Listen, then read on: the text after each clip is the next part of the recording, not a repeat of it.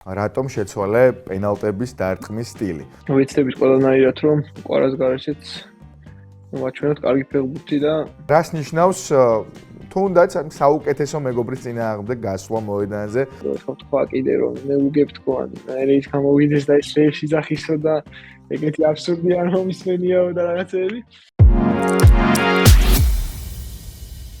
გამარჯობა ზურიკო, ძალიან მიხარია რომ მეორედაც მოგვეცა შენთან გასაუბრების შანსი. პირველი ინტერვიუ ციხბილენი გამოდგა, მაგის მერე უკვე შედეგიანი მონაკვეთი დაიწყო კარიერაში და იმედია ასეც იქნება. პირველ რიგში ის მოთელვითი კითხვა უნდა დაგისვა, ცოტათი გასახურებელი. რატომ შეცვალე პენალტების დარტყმის სტილი? იმიტომ რომ აი ოფისში ადამიანების დიდ ნაწილს აინტერესებს ეს ყველაფერი ჩვენთან. ზოგადად ხო, ეგ შევცვალე, ან ბევრს ვარჯიშობდი მაგაზეც, რომ შემეცვალა რაღაც რო უყურებდი ხოლმე.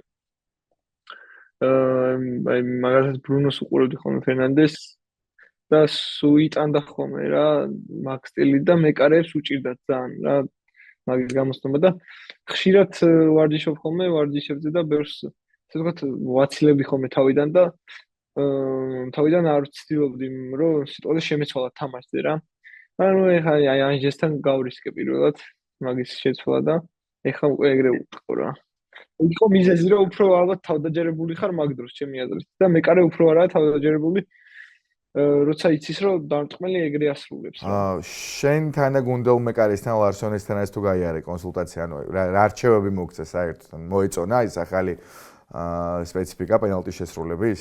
ხო, კი, თან ეხა აქაც ვარჯიშებზე ხშირად ვურწყავ ხოლმე პენელებს, რომ უფრო დავხვეწო მაინც იმას მოითხოვს რა, ეხა ანუ აი ნახტომერას ვაკეთებ რა, აი ნახტომს რო ვაკეთებ ბოლო დარტყმა, აი ბოლოს შეხედვა არის თავარი რა და კი საუბარებსაც ვესაუბრები ხოლმე როგორანაირად და მეხმარებია. ახლა დავუშვათ შემდეგი კითხვა, რაც ზოგადად ფრანგული ფეხბურთის ელიტას ტოპ დივიზიონს ეხება. ლიგა 1-ში სადებიუტო სეზონი გაქვს და გვაინტერესებს რამ გაგაკვირვა, რამ გაგაოცა ის სათამაშო კომპონენტებით, სუფთა საფეხბურთო ასპექტებით, რა იყო ისეთი, რომელიც თქვა, რომ აი გათქმევინა, რომ ეს რაღაცა ახალი დონეა. ხო, ზოგადად ეხლა უყურებდი ხოლმე ხშირად ლიგა 1-ს, მით უმეტეს ეხლა ლიგა 2-ში რო ვიყავი ორი სეზონი ლიგა 1-ს უყურებდი ხოლმე და ასე ვთქვათ, სადაც მოვდიოდი უკვე ვიცოდი რა, ამ ჩემპიონატში და ესე ვთქვა რაღაცა ძალიან გამოუცა რამე ვთქვა, ისე რომ ვიცოდი რა დონეც იყო, რა სისტრაფეებიც იყო, როგორც თამაშობდნენ გუნდები და ასე ვთქვათ, შეგუებული ვიყავი უკვე თავიდანვე ამას. ვიცოდი რა იყო საჭირო, რა იქნება საჭირო ამისთვის. რამდენიმე ძალიან მაღალი დონის მსვლელს ეთამაშთან სეზონის სერიოზული ნაწილი გავიდა უკვე და გვინდა რომ გამოარჩიო ის ვისთანაც განსაკუთრებულად გაგიჭირდა ვისმა სათამაშო დონემაც გაგაკვირვა და მცველების პოზიციაზე ვისაუბროთ ამჯერად. აი მაგალითად გამოყვეთ ჰაკიმის გამოყვეთი მარჯვნიდან მართალია ხა ისე უკვე ტაქტიკა ჩვენ შეცვლილი გქონდა და ბოლომდე მასთან არ მომიწია ხშირად უფრო ცოტა ცენტრში ვიყავ ხოლმე შეწეული, მაგრამ ყველაზე მეტად მარჯვენა მცველებიდან ეგ დამამახსოვრდა რომ ანუ ისე თამაშობს შეტევაში დაცვაში რომ შეტევაში ვერ მიხვდები რომ დამცველია და ისეთი ან ცოტა ეგეთი ხარისხის მარჯვენა მცველები ძალიან იშვიათია. აი ნახავდი ლიონთან ბოლო თამაშს, როგორც ითამაშა ჰაკიმი. ლიონთანაც და ზოგადად ხა თლიანად რა თამაშებიც აქვს ლიგა 1-ში და ჩემპიონთა ლიგაზეც ძალიან მაგრად თამაშობს და კიდე იყო ხუსანოთანაც ვითამაშე ეხლა რომ დავიდა სიტიში. და რა თქმა უნდა ძალიან ძლიერი მოწინააღმდეგე იყო. კიდე ბევრი ცვლილება არის რა თქმა უნდა. ძალიან სასიამოვნო მომენტიც უნდა გაგახსენო ახლა შენ კარიერაში, შეიძლება ყველაზე მნიშვნელოვანის და ამაღელობელიც ჰეტრიკი ოსერის კარში. ჟოფრუა გიშარი ის ემოცია, ზოგადად რაც დაგეუფლა და შეგრძნება, როცა უყურებ გახარებულ გულშემატკივარს ტრიბუნას, რომ ზვავივით აწყდება. აი მაგაზეც რომ გითხრა ზოგადად რა მნიშვნელობის იყო შენთვის და როგორი თვალით დაინახე მთავარი გმირის როლიდან ის გარემო რაც შეიქმნა ჟოფრუა გიშარზე. ხო, რა თქმა უნდა, ყველაზე მაგარი თამაში იყო ჩემ კარიერაში. პირველი ჰეტრიკი და ასე ვთქვათ, ეგ ემოცია რთულია ხა ესე რომ თქვა რა, მაგ ემოციაზე, იმიტომ რომ იქ უნდა იყოს შეგდა აი ხაც რო უყურებ ხოლმე მაგ მომენტებს და რომ შეხვდება ხოლმე და რომ ნახულობ ანუ აქედან ვერ განვიცდი ხოლმე რა ანუ ვერ შევდივარ იქ იმიტომ რომ ის მაინც სხვა იყო იქ რო ხარ და იქ რო განიცდი ამ ყველაფერს სხვა ემოციაა და ზუსტად ეგ გულშემატკივრები რომ მოდიან ეგ საერთოდ რა და ერთი შეცდომა დაუშვა იმ მესამე გოლზე რომ აი იქით არ მივედი ცოტა მაინც აქეთ რო გავიქეზე რომ გავსრიალდი დავეცი კი, ნამდვილად, მაგრამ იმედი გვაქვს და მგონია რომ გექნება მაგის შანსი რომ გაიტან კიდევ არაერთ გოლს მაგ სტადიონზე და შესაბამის ტრიბუნასაც მიაკითხავ გოლის აღსანიშნავად. კი, უბრალოდ აი ემოციებმა წამიღო და იმას ეგ არ გავჩერდი მაგ დროს.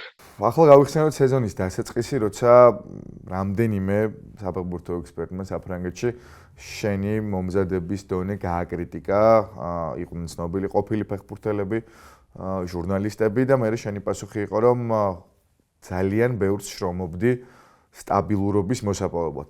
მე მაინტერესებს რა საკეთებ, როგორ გამოიყურება ზორიკო დავითაშვილის შრომა, რომ თავისი ეს ნიჭი უკვე სტაბილურ სათამაშო ხარისხად აქციოს.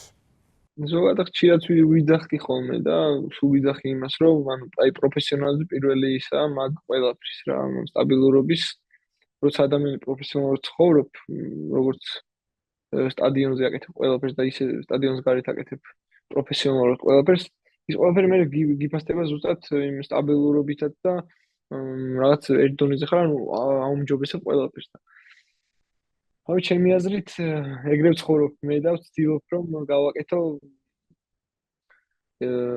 ის ყველაფერი ფეხბურთს მაქსიმალურად ისე მივუდგე როგორც ფეხბურთს უყვარს რა და სპორტს როგორც უყვარს და ამ ყველაფერს ვაკეთებ და იმედია რომ უფრო და უფრო დაფასდება და ანუ უფრო და უფრო მეც ვისწავლი მე რაც შეიძლება რაც ახლა შეიძლება ვერ ვაკეთებდი და ვისწავლო რომ უნდა გავაკეთო ხო, ჩვენც ეგრე გონია რომ შვენიურად აკეთებ მაგას სამუშაო ეთიკით და ფეხბურთიც გიბრუნებს აშკარად გაწეულ შრომას შესაბამისად. ხო, მათ შორის ჩვენთვის კომენტატორებისთვის ყოველთვის განსაკუთრებული სანახავია შენ მიერ გატანილი გოლები თუ გაკეთებული საგოლე გადაცემები, იმიტომ რომ გიждდებით და ხან ხმას ვერ ვაკონტროლებთ და ხან ემოციებს. გისმენთ ხოლმე, ნახულობ ხოლმე.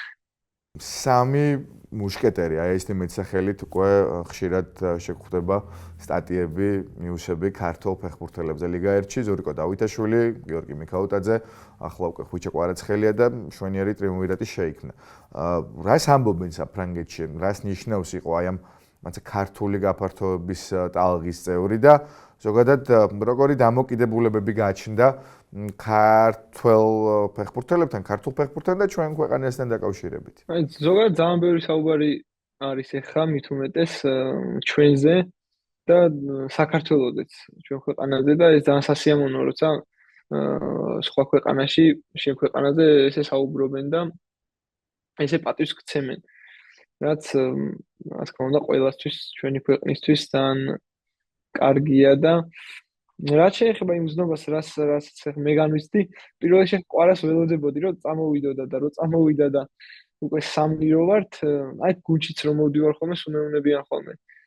სუმეკითხებიან ხოლმე ყვარაზე, მიქაუტაზე და როგორი ურთიერთობა, ხო არ იცოდნენ სიტყვა ჩვენ როგორ ჩვენც ახლა ცოტა ვიტყვი რომ რაღაც უფრო თბილი ხალხიც ვართ რა, შედარებით რაღაც უფრო ახლოს ვართ ხოლმე ერთმანეთთან და რო არ იცოდნენ ახლა, იმიტომ რომ ბევრი ფეხბურთელია სიტყვაზე, აქ ჩემი გუნდელია და მისი ეროვნების ფეხბურთელი იყოს ლიგა 1-ში თუნდაც. მაგრამ შეიძლება საერთოდ არ იცნობდეს. და ჩვენ როგორც ვართ ხალ მე და ყვარა, ერთი ოჯახი ვართ. მიქაუტანას ძალიან კაი, მიქაუტაძესთან ძალიან კაი ურთიერთობა გვაქვს. ორივეს და ასე ვთქვათ, სულ რაღაცას მეკითხებიან ხოლმე და უკვირთ ხოლმე რა ჩვენი პასუხი არის რაღაცას რო ვეტყვი ისე, უკვირთ ხოლმე რა. ან ხანდახან რაღაც ყვარას რაღაცაში დამჭირდა რომ რაღაც ეკითხა სიტყვაზე რაღაც გუნჩი და აქ რომ მომიყოლია გუნჩი, გაკვირვებიათ რა ესე რომ ახლოს ვართ რა. არა, აი ემოციებია ძალიან რა. კი ბატონო, ბარემ კვარათი განვაგრძელოთ, იმიტომ რომ 29 მარტამდე ბევრი აღარ დარჩა და სენტ-ეტიენში ჟოფრუა გიშარზე ჩამოვლენ ხვიჩა კვარაცხელია და პარი სენ-ჟერმენი. ვიცით შენი და კვარას ურთიერთობის შესახებ ბავშვობიდან მოყოლებული არსებული მეგობრობა, ძალიან ახლო ურთიერთობა. რას ნიშნავს თუნდაც საუკეთესო მეგობრის წინააღმდეგ გასვლა მოედანზე თამაში, რა გრძნობაა ეს? არაფერი, ერთმანეთს ახლა ვეხმარებით ხოლმე რაღაცებს, რომ ვაგიჟებთ ხოლმე ერთმანეთს, რა თქმა უნდა, ის ხუმრობით ყველაფერი და ახლა რო გავა სტადიონზე, რა თქმა უნდა, ის თავის გუნდის მაქსიმუმს გააკეთებს, მე ჩემი გუნდის მაქსიმუმს გავაკეთებ და ყველა მის ჩვენი ურთიერთობის შესახებ როგორ და ნახოთ ვინ დარჩება. ხო, თან თუ ისენიგემ კვარა ისევ მარჯვენა ფლანგზე დააყენა, მოგიწევთ რაღაც მომენტში ერთ მხარეს თამაში და ეგ უფრო საინტერესოს ხდის ამ ყველაფერს. კი, მოგვიწევს. ხო და აი რამე შეთანხმება ხო არის გაქვთ თან ნაძლევი ან აი პირობა რომ გოლის გატანის შემთხვევაში ვიღაცა მოგებულია და ვიღაცამ სასჯელი უნდა შეასრულოს ან რაიმე ეგეთი. არა, ჯერ არა, ეხლა ალბათ ნაკრებში უფრო ერთ ოთახში ვართ ხოლმე და კვარა და ეხლა ნაკრებში უფრო ვილაპარაკებთ მაგაზე და რამეს ერთ აზრზე მივალთ რომ რაღაც დავდეთ ან რაღაც ეგეთი. ბოლოს გაგვაგებინეთ რომელი უკეთ თამაშობს FIFA-ს, იმიტომ რომ აი ამ დისკუსიას არ უჩანს დასასრული და იქნებ რაიმე საჩვენებელი მატჩი გააკეთოთ, რომ მე ყველამ ნახოთ და გავარკვიოთ ვის უკეთესი სკილები აქვს PlayStation-ზე თამაშის ან Xbox-ის, არ ვიცი, რომელს აიჭებთ უპირატესობას. ხო, ვაპირებთ მაგას რომ გავაკეთოთ, ვითამაშოთ, იმიტომ რომ ეხლა აზრი არა ბევრი ვილაპარაკი ეხლა მაგაზე რომ ეხლა თქვა კიდე რომ ნეუგებ თქო ან ეს გამოვიდეს და ეს რეებში ზახისო და ეგეთი აბსურდი არ მომისმენიაო და რაღაცები. თან ამბობს რომ ზურიკოზე ლამაზი ვარო. ხო, ნუ ეხლა მაგას ხალხი იტყვის. ვინ უფრო ლამაზია. ხო და FIFA-საც ვითამაშებთ რა. ალბათ ვაპირებთ მაგას და თუ ნახო როგორ წავა, ფორმაში როგორ ვიქნებით ორივე და იმასაც ფორმაში ყოფნა უნდა ხო? მაქს ნაკრებზეც უნდა ვთქვათ აუცილებლად, იმიტომ რომ რაღა დარჩა თითქმის არაფერი, სომხეთთან პირველ მატჩში ხვიჩა კვარაცხელი არ გვეყოლება, სამაგიეროდ შენ ხარ ფანტასტიკურ ფორმაში, ჟორჟი მშვენიერ შედეგებს გვთავაზობს. გაქვს კომუნიკაცია ბიჭებთან ნაკრების უკვე აი ამ მოახლოებულ მატჩზე თუ ჯერ არ დაგიწყიათ მაინც სანაკრებო გახურება? კი, საუბრობთ ხოლმე, მაგრამ ეხა ესე ჯერ მაინც კლუბში რო ხარ და თამაშები რო გაქვს, ჯერ მაინც არ საუბრობ რა იმდენად. მაგრამ ეს ვიცით ეხა რო ყვარა არ იქნება, ძალიან დიდი დანაკლისია ეხა ჩვენთვის და ვიცდებით ყველანაირად რომ ყვარას გარეშეც ვაჩვენოთ კარგი ფეხბურთი და პირველ თამაში სასურველი შედეგი დავაფიქსირეთ. ხო, რა თქმა უნდა, იმიტომ რომ ძალიან მნიშვნელოვანია ახლა საქართველოს ნაკრები დარჩეს B დივიზიონში. კი, მნიშვნელოვანია, რა თქმა უნდა, იმიტომ რომ ეხლა კარგ გუნდებთან გვიწევს თამაში და კონკურენცია და უფრო აიწევს, ასე ვთქვათ, დონე უფრო იწევს, როცა კაი თამაშები გაქვს. კარგი, ახლა ოდნავ უფრო სწრაფ ბლიც კითხვებზე გადავიდეთ. სახელისოც იქნება ჩემი აზრით. და დავიწყოთ ამით, რომელია ზურიკო დავითაშვილის საყვარელი გოლი? რაც გაუტანია, რა თქმა უნდა. მე მაქვს ჩემი ვერსია ერთიც და მეორეც და ვნახოთ თუ დაემთხევა. საყვარელი გოლი? ორი გოლი მაქვს. პირველი ვიტყვი ჰოლანდიას რო გავუტანე 21 წლამდე და მეორე აქ რო გავიტანე. პირველი გოლი. ხო, მოსალოდნელი იყო, ანუ ერთთან ის პირველი გოლი აქ რო შეაგდე. და თან ნიდერლანდების კარში გატანილი გოლის მერე მახსოვს აი ნებისმიერ სოციალურ ქსელში შესვლის მერე ყველგან იყო ზურიკო დავითაშვილის დრიბლინგი და ძალიან ოსტატური შესრულება, ანუ აი Twitter-ი გადაჭრილებული იყო და თან ხშირად ამ აწერდნენ რომ აი მესის სტილში შეგდებული გოლი და რა თქმა უნდა ეგ ჯერ შენი კარიერის ყველაზე ლამაზი ბურთია სავარაუდოდ. ეგ გოლი მაგარი იყო. კარგი, ერთი საფეხბურთო თვისება, ერთი მოძრაობა უნარი, რასაც წაიღებდი ხვიჩა კვარაცხელიასკენ. კვარასგან? აი იმას, აი მარჯვნიდან რომ ესე ვითომ რო ურტყავს ხო იცი რაღაც პაციბიას რო ეძახი და აი რაღაც ფეხს რო ატარებს მაგრამ სკაბ და რო აწვეს მაგარი ძალიან მიყვარს ტექნიკურად მეც მაგრამ აი ყვარა აკეთებს ძალიან მაგრად მაგას რა ბავშვობიდან მაგას აკეთებ და სულ აი მარჯვნიდან იყო მარცხნიდან იყო არ ქონდა და იმჩელთან ესე პირისპირ აღმოჩნდება გეგონება ან აწვდის ან ურტყავს მცელი უეჭველი ხტება რა. ერთი სიტყვა, რომელიც სენტ-ეტიენის ფანებზე გახსენდება, როცა გულშემატკივარზე, მათ ხმაურზე, მათ მოქმედებაზე ფიქრობ, რა სიტყვა მოგდის თავში? ქართულად ვიტყვი გიჯები ალბათ, გიჯები არის. არსებობს თუ არა რაიმე ქართული სიმღერა, რასაც უსმენ მოედანზე გასვლამდე, განწყობის ასამაღლებლად, რაც мотиваციისთვის. გაქვს რამე ეგეთი? აი უსმენ ხომ სხვადასხვა ჩვენზე რომ დაიწერა ბევრი სიმღერა. საქართველო და რაღაცა უსმენ ხოლმე რა. გიმსის განდაგანაზე ხო არ ამბობენ, რამეს ხა საფრანგეთში თანაგუნდელები, იმიტომ რომ ძალიან პოპულარული გახდა. კი, სხვათა შორის კი მითხრა რამოდენიმე რა.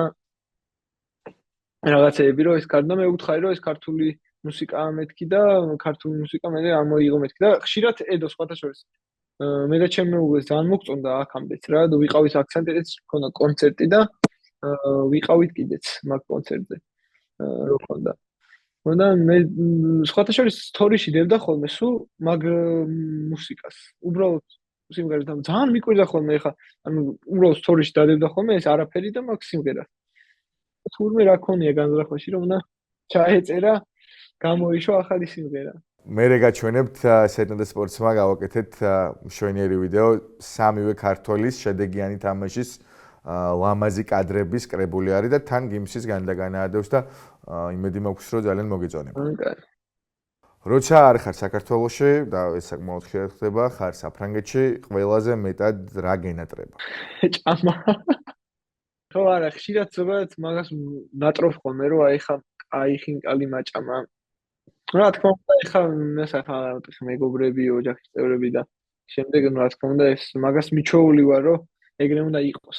ვინ იყო შენი საფეხბურთო კერპი ბავშვობაში, როცა ძალიან პატარა ასაკში დაიწყე ფეხბურთის სიარული, ვისნაირი კარიერა გინდოდა? ვის ბაძავდი?